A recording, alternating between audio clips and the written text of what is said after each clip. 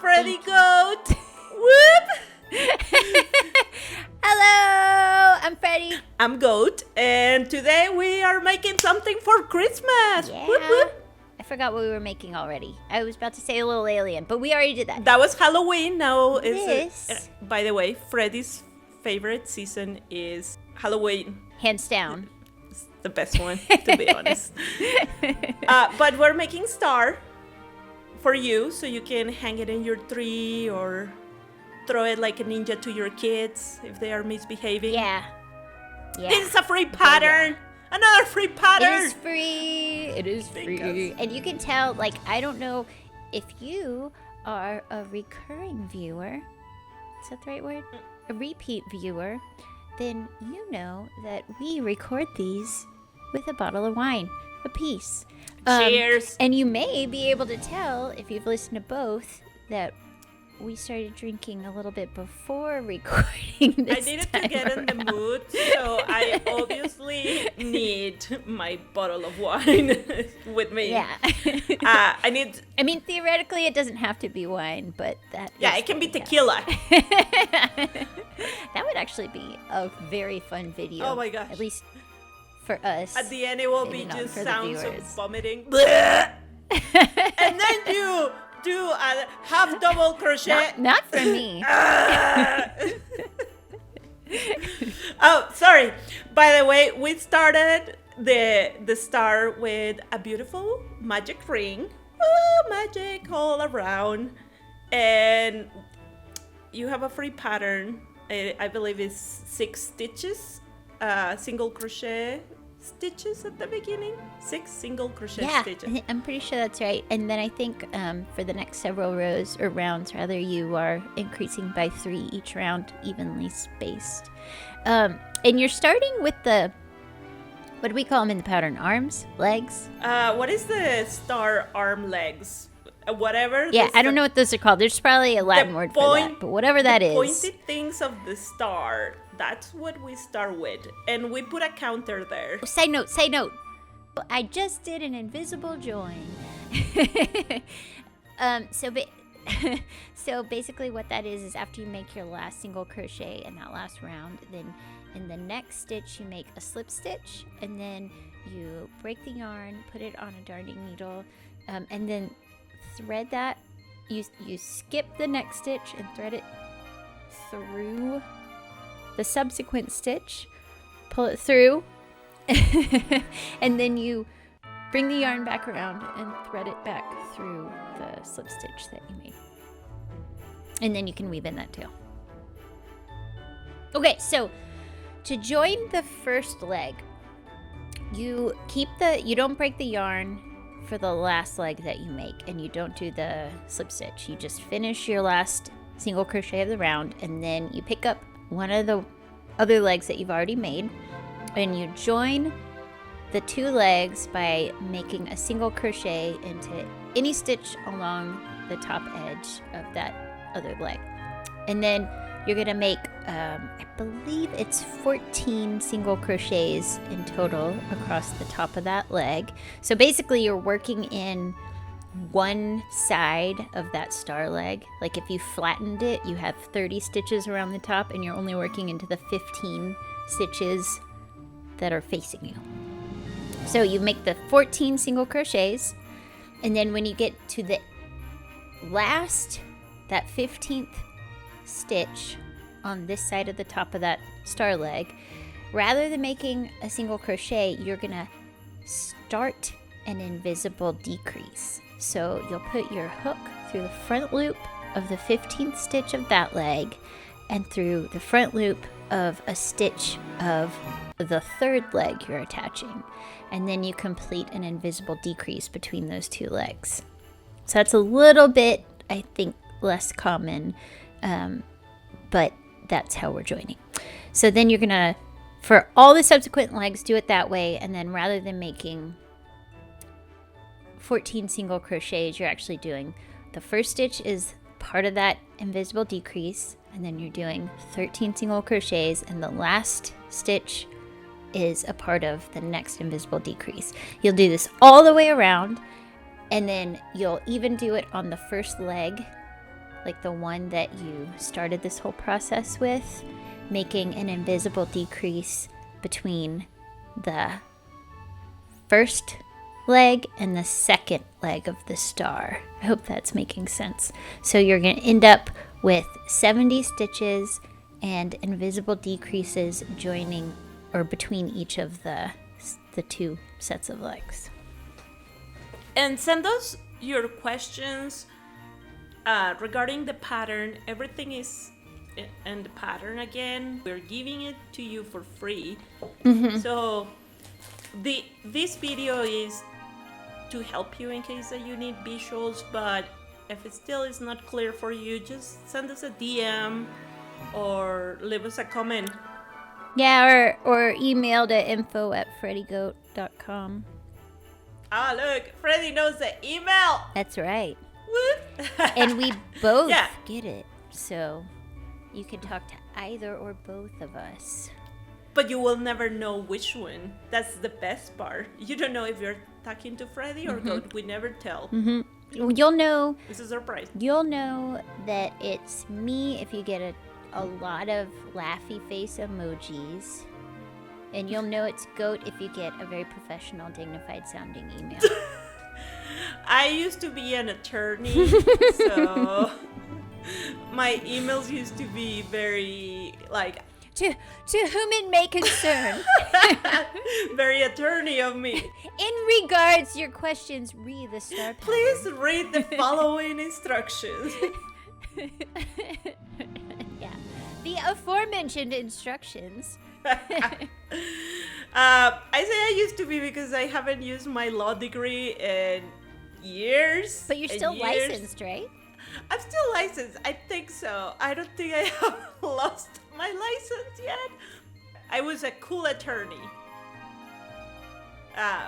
It's just, I'm a very creative person. That's something very humble of me to say. I'm super creative and super artistic, so obviously I couldn't stay there. I'm super rad and creative. It's whatever. No, I like helping people, but it was hard for me because sometimes I am highly empathic, so sometimes it was really hard to drive home and not be depressed for something I couldn't solve or fix or Amen to that. Yeah. Yeah. Also, Freddy was in law for a long time and not an attorney, but worked in a law firm, and we both worked in like legal nonprofit. That's how we met, and it was very tough. Not bad necessarily, but emotionally grueling for sure. Just a shout out to all the attorneys that are in the front line helping people, the nonprofit attorneys. They have to meet a quota and keep going. We're proud of you. And use crochet. I hope that crochet can help you to relax a little bit. Whining crochet has been such a good therapy for me. Yeah. Woo. Yeah. It's fun. Okay, so just side note. And a positive note. Yeah. So all the legs are joined, and now we're just doing, excuse me, we're just doing decreases until we close up this side of the star. No, it's not. It's not. It's wine. Always makes me cough for some reason. It's because you inhale it. You're wrong. That could be it. I also have this ability to choke on my own breath somehow. My partner makes so much fun of me. I'll just be talking and all of a sudden just choke. I don't know what that's about. I'm sorry I interrupted you. Continue with the explanation of what we're doing here. Yes, okay. So so all the legs are joined, and now we're decreasing every round until we're closing up this side of the star. So I don't remember the exact decrease pattern, but I think it's we're decreasing 10 times evenly spaced out, then 10 times, then 5 times, then 10 times, then 10 times, then 5 times, something like that. It's a pretty rapid decrease.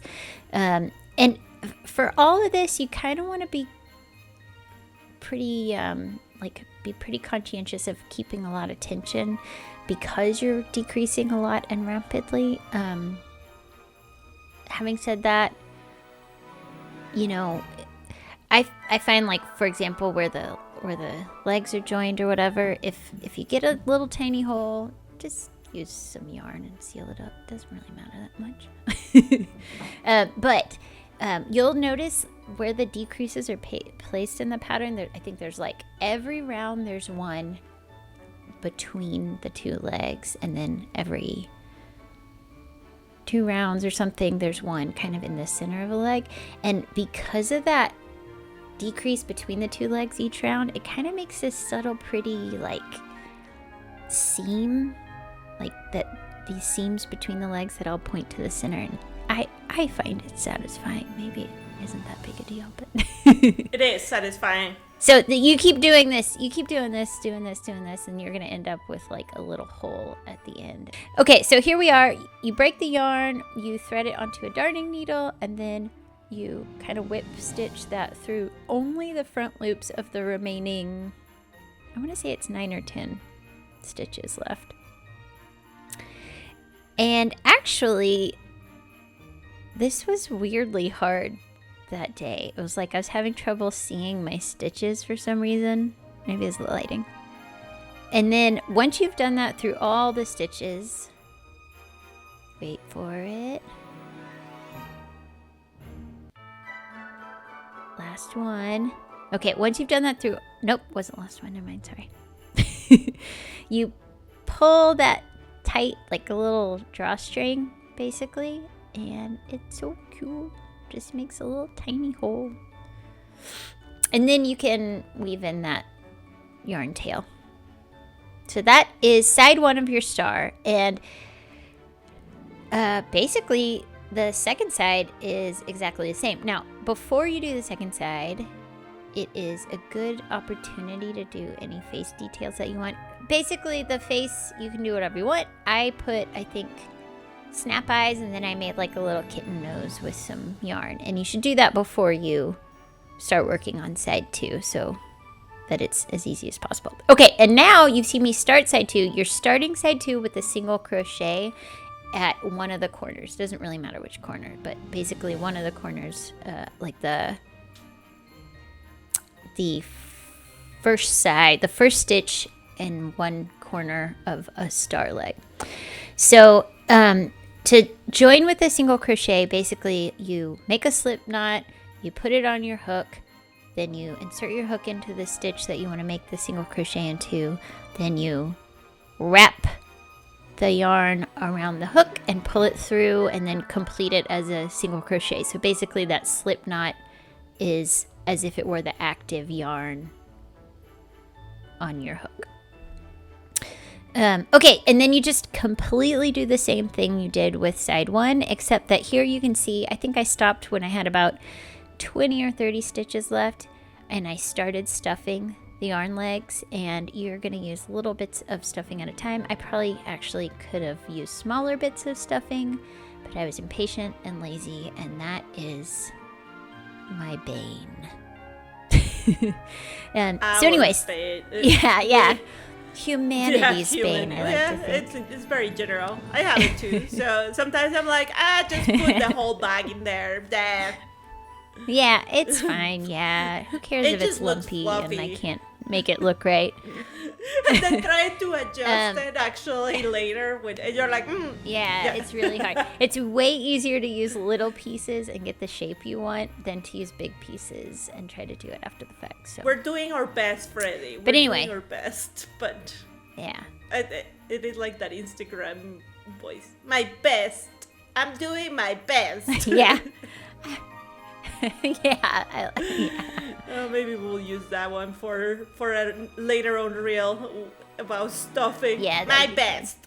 I'm doing my best. I like that one too. Sorry, continue. So, all right. So you're obviously gonna have to stuff again. This is just to get it started in those legs so that you can get it all the way to those pointy ends.